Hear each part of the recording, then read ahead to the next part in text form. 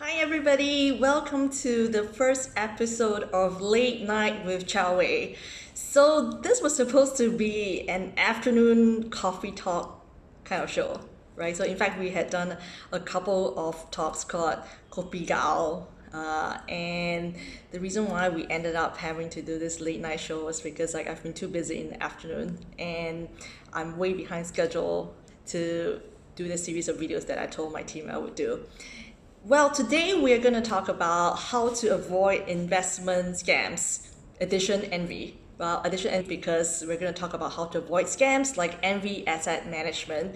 So this investment scam is the biggest thing that has happened to Singapore for quite a while, and it's like $1 billion. So when I first saw the news, my immediate reaction was, why would anyone put so much money with someone that looks like Jolo? But of course, that's a very subjective way of avoiding investment scams. So we have come up with 4 helpful tips to help investors avoid scams like envy asset management. So step number 1, check whether it's a MAS registered company. So that might come as it's really easy to check, right? You go on the website, you see whether it's registered as a licensed fund manager in Singapore. You don't have to pay a single cent for it. So you would think that a lot of people would do this step. And true, some people who got conned did do this step, and then when they asked You Zhi, the CEO of Envy, why the company's not registered, he gave the answer that he's in the process of applying, to be licensed or getting registered. So if somebody's applying or in the process, then he's not registered. So you should never give money to somebody who is not registered and says they're registered. And in fact, I think you can't solicit external funds for investments if you're not registered. So the company that says that they can accept external investment funds without being registered is running afoul of the regulations. And second, you should check on the MAS alert list. Once again, that's like a free website that people should look at. So wait, let me see this. Okay, here's how it looks like. So apparently, so many people have complained about this firm that MAS came up with an alert to warn people about this from, let's see, March 2020.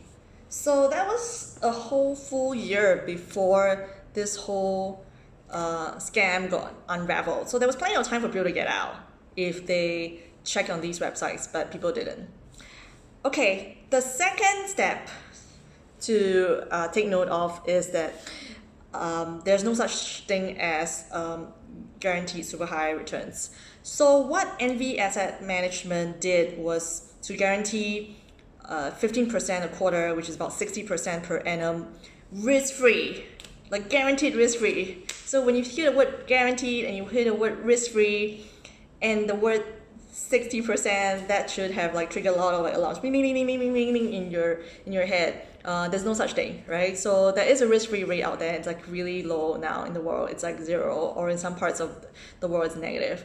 So there is no such thing. So people who got conned said they did the diligence and it was credible, it was possible that such returns can be achieved, because some of the people who got caught are pre-seasoned financial veterans, and they said, oh, the story was that he had a deal with this commodities company where he could then trade it for a higher price, which, well, okay, we'll get to that later, whether it's possible or not. So to determine whether a strategy is possible or is real or not is really difficult for the layman, right? Because you're like, oh, I don't know much about nickel trading, I don't know the counterparties, so maybe it's hard to tell, right? But when someone guarantees you such high returns, actually, if they guarantee you low returns, it's also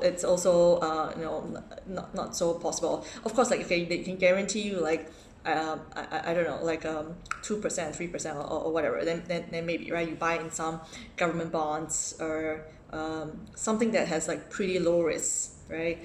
But 60%, come on, that's got to sound crazy.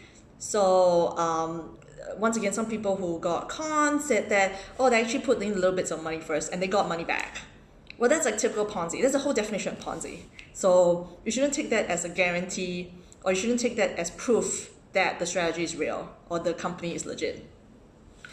Okay, point number 3, team pedigree. So when the whole scam unraveled, all that people knew was him, this dude, Ng Youzhi, right? So for a company to function, there has to be more than one person. So team pedigree is really important, especially if you're doing a strategy that promises such high returns.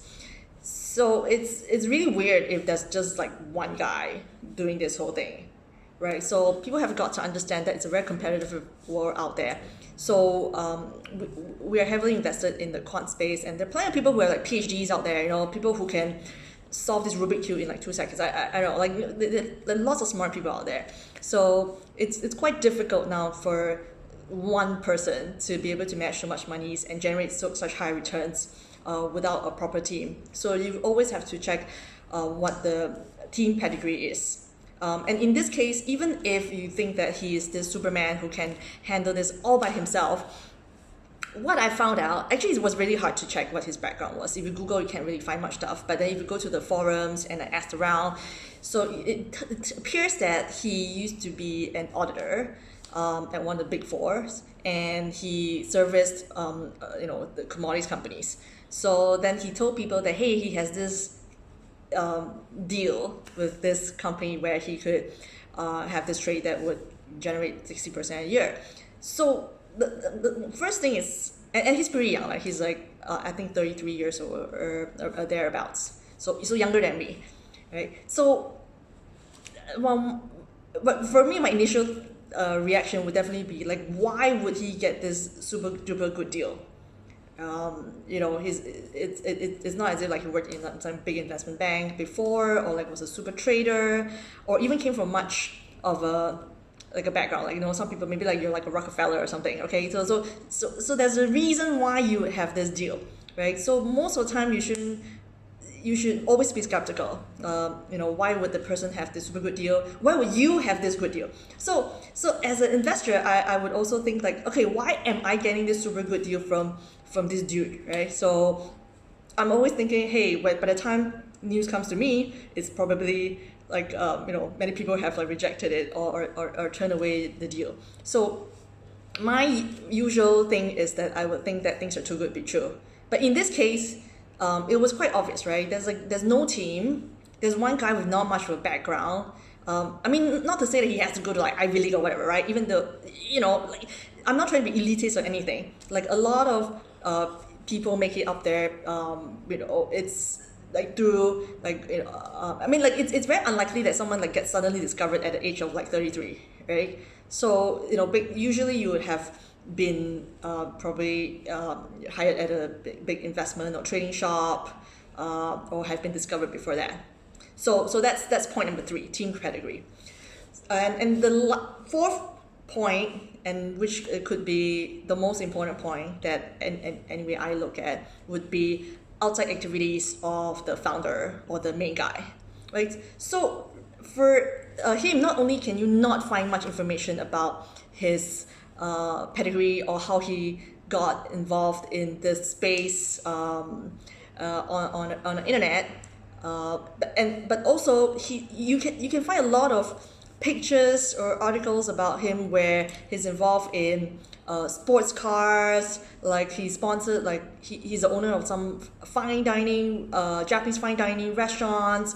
So he seems to have he's focused a lot of his time on outside activities. So he's not really focused on what he's saying he's doing.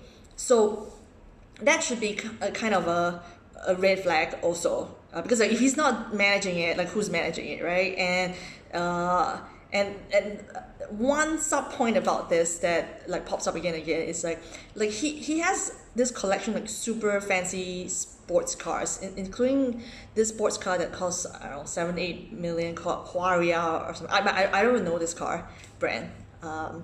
And I've seen a lot of fancy cars before. And so if someone's that flashy, usually for me, when I'm doing due diligence, it says a lot about a person, right? This person is taking a lot of risk. This person is like not spending time, investing or doing what he's supposed to be doing. And my natural reaction would be, maybe he's taking my money to like buy this like fancy sports car. So all 4 points point to this likely to be an investment scam. So that's it for today. Hopefully this has been helpful. Definitely continue to watch me when I do my next episode. All right, bye.